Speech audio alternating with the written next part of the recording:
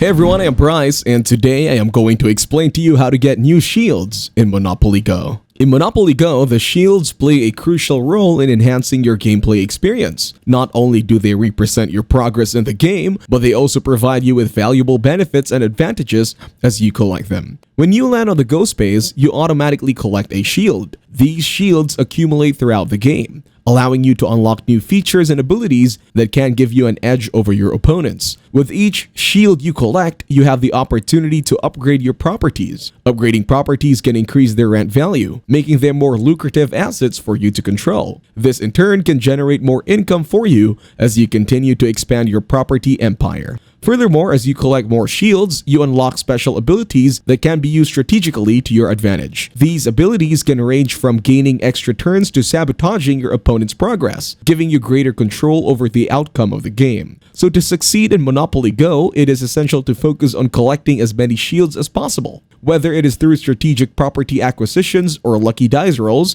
each shield brings you one step closer to victory in this fast-paced and exhilarating re-edition of the classic board game. On that note, that will be it for this video. I hope you guys got some value. Thank you for watching and see you in the next one.